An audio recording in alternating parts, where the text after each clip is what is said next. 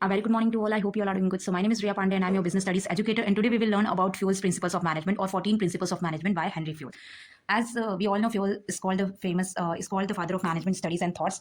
तो आज हम फ्यूल्स के बैकग्राउंड के बारे में पहले जानेंगे, फिर उनके 14 प्रिंसिपल्स ऑफ मैनेजमेंट के बारे में जानेंगे। ठीक है, तो जो फ्यूल थे, हेनरी फ्यूल थे, वो 1841 में उनका जन्म हुआ था फ्रांस में। ठीक है, और उसके बाद उन्होंने इंजीनियरिंग की डिग्री परस्यू की थी। उसके बाद एक कोल माइनिंग कंपनी में इंजीनियर की पोस्ट पे उन्होंने हो कुछ टाइम बाद उनका प्रमोशन हो गया था और वो मैनेजिंग डायरेक्टर की पोजीशन पे आ गए थे। उस टाइम में कंपनी की सिचुएशन इतनी खराब थी कि कंपनी इंसॉल्वेंसी में चली गई थी। इंसॉल्वेंसी एक ऐसी सिचुएशन होती है जहाँ पे कंपनी के पास इतना पैसा भी नहीं होता है कि जिसने उनसे लोन लिया है उसको पैसे वापस कर पाए। ठीक है, मतलब अपना कर्जा भी नहीं चुका सकते। ठीक है, ऐसी सिचुएशन आ जाना। बट हेनरी फ्यूल ने उस सिचुएशन को एक्सेप्ट किया और अपनी मैनेजरियल टेक्निक से कंपनी को उस सिचुएशन से बाहर निकाला और सक्सीड किया। ठीक है, कंपनी और at the age of 30 years वो रिटायर हो चुके। ठीक है, और उस टाइम उनकी कंपनी की वो जो कंपनी इंसॉल्वेंसी में जाने वाली थी, उस कंपनी की कोल स्टील कंपनी दैट उसका फाइनेंशियल बैकग्राउंड भी उस टाइम स्ट्रॉन्ग हो चुका था। ठीक है, तो उनके मेजर कॉन्ट्रीब्यूशन क्या थे? सबसे पहले 14 प्रिंसिपल्स ऑफ मैनेजमेंट उन्होंने दिया था। ठीक है, जो मैनेजर्स को गाइडलाइंस प्रोवाइड कर सके कि उनको मैनेजरियल एक्टिविटी कैसे परफॉर्म करनी है, उसके बारे में हम पढ़ेंगे। पहला क्या था? He made clear distinction between the technical and managerial skills. उन्होंने डिफरेंस बताया था कि टेक्निकल और जो मैनेजरियल स्किल्स होती है वो दोनों डिफरेंट होती हैं, और उन्होंने डिफरेंस के बारे में एक्सप्लेन भी किया था। उन्होंने आइडेंटिफाई किया था जो प्रोसेस ऑफ मैनेजमेंट जो किसी भी मैनेजर को फॉलो करनी चाहिए, और उन्होंने बताया था कि ये जो प्रोसेस ऑफ मैनेजमेंट है, जैसे planning, organising, staffing, directing, controlling, ये बहुत इंपॉर्टेंट है, फंक्शंस ऑफ मैनेजमेंट है। सो ये उनके मेजर कॉन्ट्रीब्यूशन थे 3। अब हम उनके प्रिंसिपल्स के बारे में जानेंगे। ठीक है, पहला प्रिंसिपल्स ऑफ मैनेजमेंट क्या है? Division of work. देखो, हेनरी फ्यूल के हिसाब से अगर आप काम को डिवाइड कर दे रहे हैं, ठीक है, काम को बांट दे रहे हैं लोगों के बीच, और लोगों को उनके स्पेशलाइजेशन के अनुसार और उनके क्वालिफिकेशन और उनके स्किल्स के हिसाब से अगर आप उनको काम दे रहे हो, तो हेनरी फ्यूल के हिसाब से उनकी एफिशिएंसी बढ़ जाएगी और कंपनी को भी प्रॉफिट होगा, और जो रिसोर्सेज होते हैं वो कम से कम वेस्ट होगी। जैसे for example, division of work सिर्फ उनके कहने के हिसाब से जो डिवीजन ऑफ वर्क है सिर्फ फैक्ट्री में फॉलो नहीं होना चाहिए। टेक्निकल ये जो है किसी भी मैनेजरियल और स्किल जॉब में, किसी भी जॉब में, ये जो डिवीजन ऑफ वर्क है सारे जॉब में। जैसे फॉर एग्जांपल आप देखते हैं आपके स्कूल में हर एक टीचर के लिए एक सब्जेक्ट देते हुए, मतलब एक टीचर एक ही सब्जेक्ट पढ़ाता है। ऐसा नहीं होता है कि एक टीचर पूरी क्लास में हर सब्जेक्ट पढ़ाए। क्यों? अगर एक टीचर एक सब्जेक्ट, जैसे फॉर एग्जांपल अगर मैं बिजनेस स्टडीज के एक्सपर्ट हूँ और मैं जाके हिंदी पढ़ाने जाऊँ, तो आपको लगता है क्या क्लास इतनी इफेक्टिव तरीके से हो जाए, इफेक्टिवली पॉसिबल हो पाएगी और बच्चों को इतने अच्छे से हिंदी समझ में आएगी? नहीं हो पाएगी, क्योंकि मेरी स्पेशलाइजेशन हिंदी नहीं, मेरी स्पेशलाइजेशन है बिजनेस स्टडीज। अगर मैं बिजनेस स्टडीज पढ़ाऊंगी, इकोनॉमिक्स पढ़ाऊंगी, अकाउंटेंसी पढ़ाऊंगी, तो मेरी स्पेशलाइजेशन कॉमर्स की तरफ ज्यादा है, तो मैं वो अच्छे से पढ़ा पाऊंगी। बट अगर वहीं पे मुझे कोई और सब्जेक्ट पढ़ाने को दे दिया जाए, तो मैं उतने अच्छे से एफिशिएंटली नहीं परफॉर्म कर पाऊंगी टास्क, और सिर्फ कंपनी और रिसोर्सेज भी वेस्ट हो रहे हैं, क्योंकि वो टीचर फालतू में मतलब पढ़ा रहा है कुछ भी और बच्चों को भी नहीं समझ में आ रहा है। ठीक है, तो मतलब पैसे तो आप उस पर इन्वेस्ट कर रहे हो, इसलिए हर एक टीचर के लिए हर एक सब्जेक्ट होता है, और उन्हीं टीचर्स को हायर किया जाता है जिन सब्जेक्ट्स में उनकी स्पेशलाइजेशन होती है, और आपको हर सब्जेक्ट अलग अलग टीचर पढ़ाता है इसी वजह से, क्योंकि अगर हम काम को डिवाइड कर देते हैं तो हमारी इफेक्टिवनेस बढ़ जाती है और हम ज्यादा अच्छे से परफॉर्म कर पाएंगे। यही डिवीजन ऑफ वर्क में फ्यूल ने समझाया था। ठीक है, अब उसका पॉजिटिव इफेक्ट्स क्या हुआ था? Specialisation work in divided according to the qualification. अगर क्वालिफिकेशन के हिसाब से, स्किल्स के हिसाब से काम को डिवाइड कर दोगे, तो स्पेशलाइजेशन सही में बढ़ जाएगी, एफिशिएंसी भी बढ़ जाएगी। एफिशिएंसी कैसे बढ़ेगी? जैसे फॉर एग्जांपल अगर बिजनेस स्टडीज में पढ़ा रही हूँ, ठीक है, अब मैं हर स्कूल में जब भी किसी स्कूल या कॉलेज में जाऊंगी तो मैं एचआर पार्ट ही पढ़ाऊंगी, अगर कॉलेज में जाऊंगी तो एचआरएम ही पढ़ाऊंगी। ठीक है, बिजनेस मैनेजमेंट पढ़ाऊंगी तो फिर मैनेजमेंट पार्ट पढ़ाऊंगी, और स्कूल्स में जाऊंगी तो हमेशा तो ऐसे मेरे पास ईयर ऑफ एक्सपीरियंस हो जाएगा। मैं 3-4 साल तक आप एक ही सब्जेक्ट पढ़ाओगे तो आपकी एक्सपर्टीज वैसे भी उस सब्जेक्ट में बहुत ज्यादा अच्छे से हो जाएगी। बट ऐसा है कि आप यहाँ हिंदी पढ़ा रहे हो, किसी और स्कूल में इंग्लिश पढ़ा रहे हो, फिर किसी और स्कूल में जाकर कंप्यूटर पढ़ा रहे हो, तो आपकी स्पेशलाइजेशन नहीं हो रही, क्योंकि लगातार आप कोई चीज नहीं कर रहे हो। तो ये हमारी सो कॉन्सिक्वेंसेज में लैक ऑफ एफिशिएंसी। एफिशिएंसी कैसे होगा? अब देखो, लैक ऑफ एफिशिएंसी ऐसे हो सकता है कि जैसे फॉर एग्जांपल अगर सही से काम को बांटा नहीं गया लोगों में, तो लोगों को वो काम मिलेगा जिसमें वो स्पेशलाइज नहीं है। अगर आपको वो काम मिलता है जिसमें आप स्पेशलाइज नहीं है, तो आपकी ओवरऑल प्रोडक्शन जो है, आपकी एफिशिएंसी है वो घट जाएगी। ऊपर से बहुत सारा कंफ्यूजन अराइज होगा और आप अच्छे से काम नहीं करोगे तो रिजल्ट भी अच्छा नहीं होगा। तो इससे ओवरऑल प्रोडक्टिविटी कम हो रही है, तो that is called lack of efficiency. दूसरा है there will be there will be no specialisation. देखो, अब ये प्रिंसिपल्स जो आपने डिवीजन ऑफ वर्क है, ठीक है, इसको वॉयलेट किया तो क्या होगा? There will be no specialisation. अगर काम को एक ही बंदा है, वो 10 काम कर रहा है, तो उसकी एक चीज में स्पेशलाइजेशन ही नहीं होगी। वो सारे काम कर रहा है तो उसको अपॉर्चुनिटी ही नहीं मिलेगी कि एक स्पेसिफिक चीज में वो मास्टर ही कर सके। ठीक है, क्योंकि आप उसे 10 काम करा रहे हो। ठीक है, जैसे मैंने स्कूल वाला एग्जाम्पल दिया, आप एक ही टीचर से सारे सब्जेक्ट पढ़ा रहे हो, तो वो कोई एक सब्जेक्ट में अच्छा हो ही नहीं पाएगा, क्योंकि वो तो सारे काम कर रहा है, तो उसकी स्किल डेवलप नहीं हो पाएगी और वो क्वालिटी आउटपुट नहीं दे पाएगा कंपनी को। इसीलिए इंस्टीट्यूशन को ये डिवीजन ऑफ वर्क जो है, ये प्रिंसिपल फॉलो करना ही चाहिए।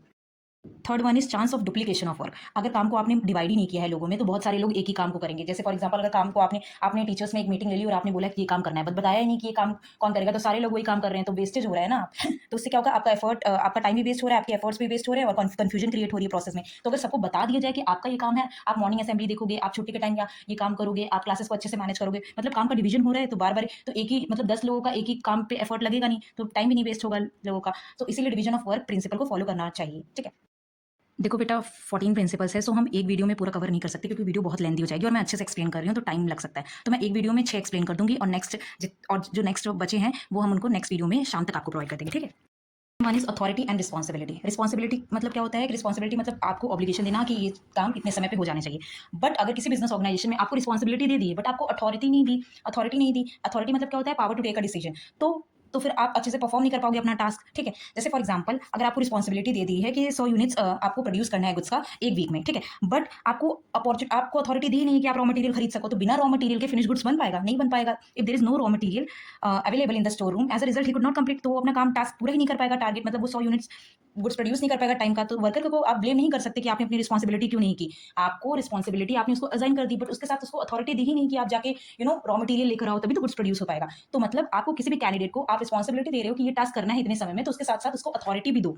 ठीक है, उससे रिलेटेड उतनी अथॉरिटी दो ताकि वो जॉब टाइम पे अपना कर पाए। That is called authority and responsibility, और दोनों को डिस्ट्रीब्यूट आपको करना है। ठीक है, पॉजिटिव इफेक्ट क्या होगा इस प्रिंसिपल का? नो मिसयूज ऑफ अथॉरिटी, कोई भी अपनी अथॉरिटी का मिसयूज नहीं करेगा, क्यों? क्योंकि आपने उतनी अथॉरिटी उसको दी है जितने से वो अपनी रिस्पॉन्सिबिलिटी पूरी कर पाए। Helps in meeting responsibility on time without any delay. अगर आप उसे अथॉरिटी भी डिस्ट्रीब्यूट कर रहे हो तो अपना काम सही टाइम पे कर पाएगा। और अगर इस प्रिंसिपल को वॉयलेट किया जाए तो क्या होगा? डिले इन वर्क और in completion of a work due to less authority. अगर अथॉरिटी आपको, जैसे ये वाला एग्जाम्पल बताया ना आपको, अगर आपने किसी को अथॉरिटी दी नहीं है, रिस्पॉन्सिबिलिटी असाइन कर दी, तो वो अपना काम ही नहीं सही टाइम पे कर पाएगा। Misuse of authority due to excess authority, बोला ना, ज्यादा अथॉरिटी नहीं देनी है, आपको बस उसको उतनी अथॉरिटी देनी है, उतना ही पावर देना है कि वो किसी भी डिसीजन को ले पाए जितने में उसकी रिस्पॉन्सिबिलिटी फुलफिल हो पाए, जितने में वो अपना जॉब कर पाए। मतलब अगर मैंने आपको कोई रिस्पॉन्सिबिलिटी दी है तो आपको उतनी अथॉरिटी दूं, उससे ज्यादा नहीं दूं, वरना आप मिसयूज करोगे उस अथॉरिटी का।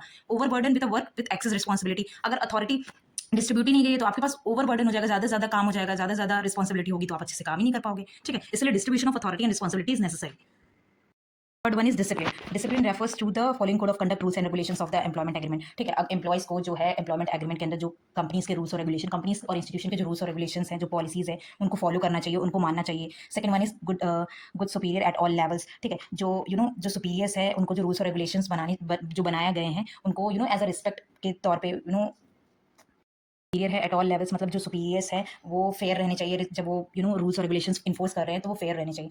Third one is clear and fair agreement among subordinate and superior. Clear and fair agreement का मतलब क्या है कि जो जितने भी सबॉर्डिनेट और सुपीरियर हैं सबको अपना काम, अपनी रिस्पॉन्सिबिलिटीज पता होनी चाहिए ताकि मिसअंडरस्टैंडिंग्स ना हो। ठीक है, और वो सही टाइम पे वो काम कर पाए। Meeting commitments at all level. Commitment at all levels का मतलब ये है कि ऑर्गेनाइजेशन में जितने भी लोग हैं और जिन लोगों का जो काम है वो सब अपना काम समय से करें और एफिशिएंट तरीके से करें। जुडिशियस एप्लीकेशन ऑफ पेनल्टीज, मतलब अगर किसी एम्प्लॉय से कोई गलती हो रही है तो पनिशमेंट जो है वो सबके लिए सेम होनी चाहिए और फेयर पनिशमेंट होनी चाहिए। जो पनिशमेंट आप दे रहे हो किसी भी एम्प्लॉय को, उसका मतलब ऐसा नहीं होना चाहिए कि वो आप रिवेंज लेने के तरीके से कर रहे हो, वो एज अ करेक्शन के थ्रू कर रहे हो कि उनसे कोई गलती हो गई है ताकि दोबारा वो मिस्टेक ना करें, तो सुधार के तौर पे आप ले रहे हो। ठीक है, इसमें फ्यूल्स का ये कहना है, फ्यूल का ये कहना है कि जो डिसिप्लिन है वो सिर्फ सबॉर्डिनेट के लिए नहीं है, सुपीरियर के लिए भी है। ठीक है, सुपीरियर को भी मेंटेन करना पड़ेगा डिसिप्लिन का, उनका जो काम है वो उनको करना पड़ेगा और सुपीरियर का जो काम है वो उनको भी करना पड़ेगा। फेयर एग्रीमेंट होना चाहिए, क्लियर और फेयर एग्रीमेंट होना चाहिए सुपीरियर और सबॉर्डिनेट के बीच में। ठीक है, जैसे फॉर एग्जाम्पल है कि मस्ट ऑनर देयर कमिटमेंट। जो एम्प्लॉयज हैं अगर उनका ऑर्गेनाइजेशन से जो कमिटमेंट है कि मैं अपने ये टास्क अच्छे से परफॉर्म कर ले, तो वो उनको एफिशिएंटली और इफेक्टिवली अपना काम करना चाहिए। और दूसरे हाथ पे ऑन अदर हैंड सुपीरियर्स को भी जो उन्होंने प्रोमिसेस और जो उनका जो काम है वो अच्छे से करना चाहिए। ठीक है,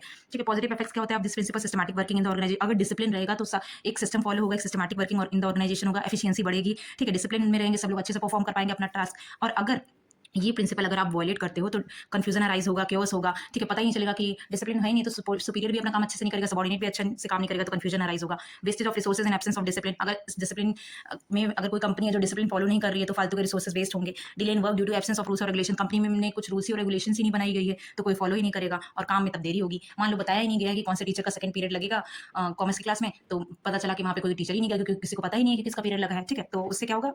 काम क्लासेस वेस्ट जाएंगी।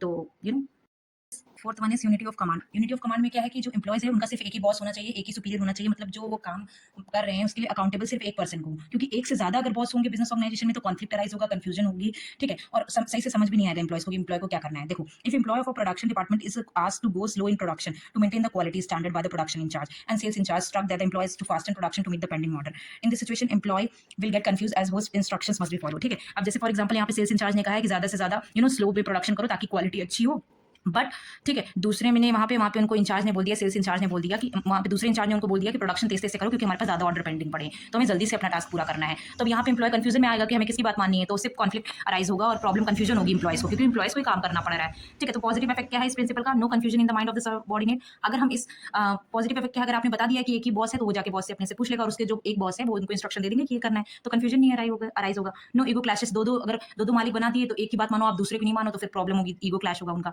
Third one is improve effectiveness in working. अगर एक ही बॉस होगा, एक ही के इंस्ट्रक्शन के हिसाब से सारा काम हो रहा है, तो इफेक्टिवनेस होगा वर्किंग काम में। वॉल्यूशन ऑफ दिस प्रिंसिपल, अगर इस प्रिंसिपल को, यूनिटी ऑफ कमांड को नहीं फॉलो किया गया तो कंफ्यूजन होगा। अरे एक से ज्यादा मालिक रहेंगे बिजनेस ऑर्गेनाइजेशन में या इंस्टीट्यूशन में, एक से ज्यादा मालिक रहेंगे तो प्रॉब्लम तो अराइज होगी। Subordinate will get chance to escape from his responsibility by giving excuses. अब सबॉर्डिनेट के पास, एम्प्लॉयज के पास भी बहाना है कि ये सर ने तो ये बोला था, आप ये बोल रहे हो, तो हम किसकी बात माने, इसी वजह से हमने काम किया ही नहीं, तो ये बोलेंगे ऐसे।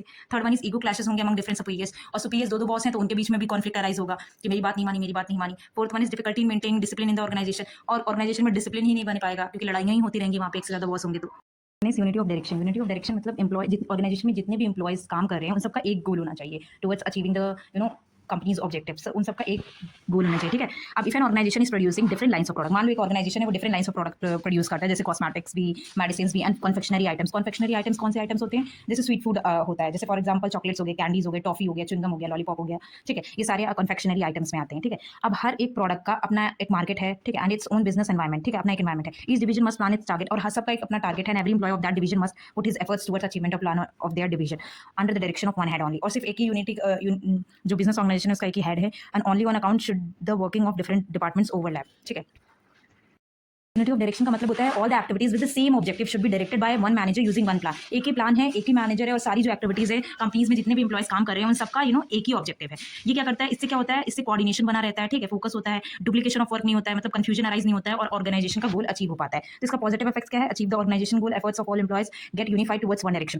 कंपनी का सिर्फ एक ही गोल है, ठीक है, और जितने भी एम्प्लॉयज काम कर रहे हैं, employ A B C D, ठीक है, इन सबका एक ही गोल है, तो ये सारे अपने एफर्ट्स लगा रहे हैं उस एक कॉमन ऑब्जेक्टिव को फुलफिल करने के लिए, ठीक है। तो उसमें कोऑर्डिनेशन भी बना रहता है, ठीक है, और कंफ्यूजन अराइज नहीं होता। कॉन्सिक्वेंसेज, अगर आपने ये प्रिंसिपल वायलेट किया यूनिटी ऑफ कमांड, तो क्या कॉन्सिक्वेंसेज हो सकते हैं, लैक ऑफ कोऑर्डिनेशन, कोऑर्डिनेशन नहीं बनेगा ऑर्गेनाइजेशन के बीच में, मतलब एक डिपार्टमेंट अलग अलग, जो कॉस्मेटिक का अलग डिपार्टमेंट है, मेडिसिन का अलग डिपार्टमेंट है, डिपार्टमेंट के बीच में कोऑर्डिनेशन नहीं बनेगा। Wastage of efforts and resources by working in different direction, हर कोई का ऑब्जेक्टिव अलग है, डिफरेंट डायरेक्शन में काम करेंगे तो एफर्ट्स की वेस्टेज होगी। Third one is difficulty in achieving the organization goal, company का गोल भी ऑब्जेक्टिव भी अचीव नहीं हो पाएगा, ठीक है। सिक्स वन है subordination of individual interest to general interest, मतलब देखो जनरल इंटरेस्ट मतलब ऑर्गेनाइजेशन का गोल, ठीक है, ऑर्गेनाइजेशन का गोल है, ठीक है, और इंटरेस्ट किसका है, इंडिविजुअल का, ठीक है। अब देखो एम्प्लॉय जो ऑर्गेनाइजेशन में काम करते हैं, हर एक एम्प्लॉय का अपना एक पर्सनल गोल है, ठीक है, ऑर्गेनाइजेशन का गोल है, तो एम्प्लॉय को ऐसे काम करना चाहिए कि वो ऑर्गेनाइजेशन को गोल को भी अचीव कर पाए, ठीक है, उसको दोनों को मिला के काम करना है, और ऑर्गेनाइजेशन के ऑब्जेक्टिव को पहले रखना है। जैसे फॉर एग्जाम्पल कि मान लो एम्प्लॉय है आपके ऑर्गेनाइजेशन में, इंस्टीट्यूशन में कोई काम करता है, ठीक है, टीचिंग डिपार्टमेंट में है, ठीक है, अगर और आज उसको छुट्टी जल्दी चाहिए due to their his personal work, but वो टीम में काम करता है, और टीम में जो वर्क है उसको एक प्रोजेक्ट दिया गया है और उसकी डेडलाइन है कि आज वो प्रोजेक्ट खत्म हो जाना चाहिए, तो एम्प्लॉय को उस टाइम जो है वो ऑर्गेनाइजेशन को प्रायोरिटी देनी चाहिए, मतलब वो उसको अपने काम को प्रायोरिटी देनी चाहिए और टास्क कंप्लीट करने के बाद घर जाना चाहिए, ठीक है। बोला गया है कि अगर इंडिविजुअल का ऑब्जेक्टिव सेम डायरेक्शन में है कि ऑर्गेनाइजेशन के ऑब्जेक्टिव में, मतलब ऑर्गेनाइजेशन का जो ऑब्जेक्टिव है वही इंडिविजुअल का ऑब्जेक्टिव है, तो कोई प्रॉब्लम अराइज नहीं होगी। लेकिन अगर if the objective of both the groups are in different directions, तो मैनेजर को ट्राई करना चाहिए to reconcile individual interest of with organization. तो इंडिविजुअल इंटरेस्ट मतलब जो पर्सन को प्रॉब्लम हो रही है तो उसको टैकल करो उसको, और उसके ऑर्गेनाइजेशन को गोल के साथ उसको मैच करो, ठीक है। And if it is not possible then individual goal must be sacrifice, और अगर ये पॉसिबल नहीं होता है तो वो इंडिविजुअल का गोल सैक्रिफाइस किया जाएगा for achieving the organization goal. तो इससे सिंग नहीं अच्छे से बैठेगा। Manager must take all the decision in the organization by giving priority to, क्योंकि मैनेजर को सारे गोल्स मैनेजर का मेन मोटिव क्या है कि ऑर्गेनाइजेशन को गोल को अचीव करना, तो उनको वो जो सारे डिसीजन ले रहे हैं वो ऑर्गेनाइजेशन के हित में होना चाहिए, ठीक है, नॉट कि किसी पर्सनल के इंटरेस्ट में, ठीक है। The manager can ensure this by his exemplary behaviour but by not misusing his authority for personal favours. उसको मैनेजर को किसी इंसान को पर्सनल फेवर नहीं देने चाहिए, क्योंकि वो जिस पोजीशन पे बैठा है, मैनेजमेंट पोजीशन एडमिन डिपार्टमेंट में, उसका मेन ऑब्जेक्टिव है कि ऑर्गेनाइजेशन गोल को कैसे अचीव करना है, ठीक है, पर्सनल इंसान को बेनिफिट नहीं देना है। For example before buying a raw material the manager must compare the prices and qualities of the supplier and give order to the best rather than giving order to his own relative. For example आप किसी company में management के role पे हो और आपको raw material बाहर से ऑर्डर करना है, ठीक है, बट आप किसी ऐसे सप्लायर को जानते हो जो आपका रिलेटिव है, बट वो अच्छे गुड्स मतलब अच्छे क्वालिटी के प्रोडक्ट्स नहीं देता, तो ऐसा नहीं है कि वो रिलेटिव है तो आपको उसी के यहाँ से प्रोडक्ट्स लेने हैं, मतलब रॉ मटेरियल लेना है, आपको किसी ऐसे आपको जहाँ से भी रॉ मटेरियल ले रहे हो आपको प्राइसेस को कंपेयर करना है, क्वालिटी देखनी है, तब आपको सामान लेना है, रॉ मटेरियल लेना है, किसी ऐसे पर्सन से नहीं लेना जो आपका रिलेटिव है। अपनी पावर का मिसयूज नहीं करना है, यहाँ पे सिंपली यही बताया जा रहा है। पॉजिटिव इफेक्ट्स क्या होता है, achievement of the organization goal. Consequence क्या है इसका, अगर आप अगर आप वॉलेट कर रहे हो दिस प्रिंसिपल को, इंडिविजुअल के इंटरेस्ट ऑर्गेनाइजेशन के इंटरेस्ट मैच नहीं कर रहे हो, तो फिर ऑर्गेनाइजेशन का गोल फुलफिल नहीं हो पाएगा। इस प्रिंसिपल को वॉलेट कर रहे हो तो इवन एम्प्लॉयज भी सफर करेंगे लॉन्ग रन में। So that is all about the principles of management, 14 principles of management. आज हमने 6 डिस्कस किए, शाम की वीडियो डालूंगी उसमें बाकी के प्रिंसिपल्स हम डिस्कस कर लेंगे, ठीक है। So thank you for watching this video, stay tuned for the next video and kindly like and subscribe my channel to get videos constantly.